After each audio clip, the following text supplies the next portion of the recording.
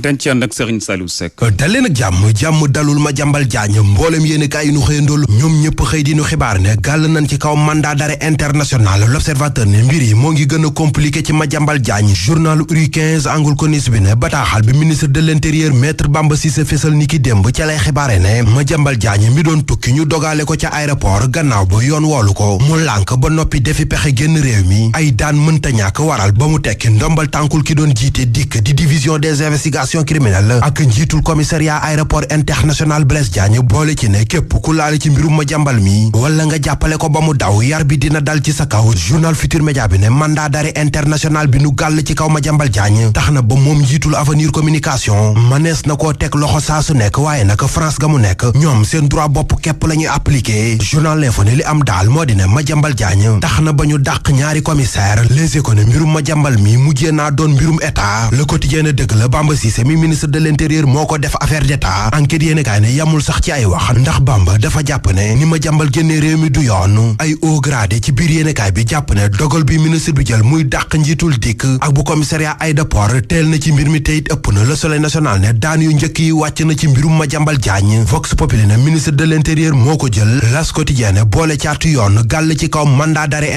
international. Source A ne en attendant enquête bi di leeral nan la Madiambal def ba génn réew mi. Tribune yéene kaay ne Madiambal mi daw génn réew mi kilifa yoonu réew maa ngi koy wër. Le Quotidien ne waa këram yi nu wëroon ba teg leen loxo itam ba tey ñoo nga ca loxoy police boole caat police dem ci këram di lu njutu la dugal xob wa ca kan ma du ko ca génne ñu génn foofu te wax ci wax ji njiitu réew mi wax waa France 24 ci mbirum njiitu réew mi fi nekkoon. Source A ne président Diomaye bi ko journaliste pour France 24 bi laajee ci mbirum topp ci yoon Macky Sall mi nuy xumtoo fun ca toll li ko Diomaye tontu ci tënk moo di ne yoon la ñuy bàyyi mu def liggéeyam amul kenn ku ñuy singli waaye te amul kenn ku ñuy fekk képp ku mu war a dal sa kaw itam duñ ca am xaar ma yàlla. L'Observateur ne moom Macky Sall moomee ñuy xumtoo topp ci yoon suba ci dimanche ji dina jël kàddu ci waxtaan wu mu séq ak taskatu xibaar yu nekk bitim réew. Les Échos ne président Diomaye daal wax na ci ay mbiram moom Macky Sall. Sud Quotidien ne président wax na itam ci mbirum Thiaroye 44 souveraineté ba ci tolluwaayu déndu Afrique. Source A ne ci wowule waxtaan itam soññi waat na ca waa FMI. Walf Quotidien ne leneen lu dul yomb benn yoon ci nguur gi fi nekk moo di ne jege ñaalay Macky Sall yu ñuy tudd ci yoon te nekkuñu ci réew mi naka la ñuy def ba delloo si waat leen ci réew mi ñu del si waat ñun ci réew mi dem ca Libération yéenekaay mi bind ci waxatam mafia bu rëy bu am ca état civil bu Thiaroye-sur-Mer. yéenekaay bi ne atum 1995 ba tey ñan ca jàpp ci léexoor ndekete dañ doon defar ay kayitu juddu ci registre bu baaxul. Sadio Mané bindaat na ci ab registre am beneen bi Record yéenekaay ne seen digganteeg Al Ittihad démb Sadio Mané dugal na joxe ñu dugal jàngoro ji dugg ci réew mi bees tàmbali naa jël ay bakkan. Vox Populi ne jàngoro ji vallée du Rift la tudd fukki doomu aadama yi mu dal ñeent ña ñàkk nañ seen bakkan.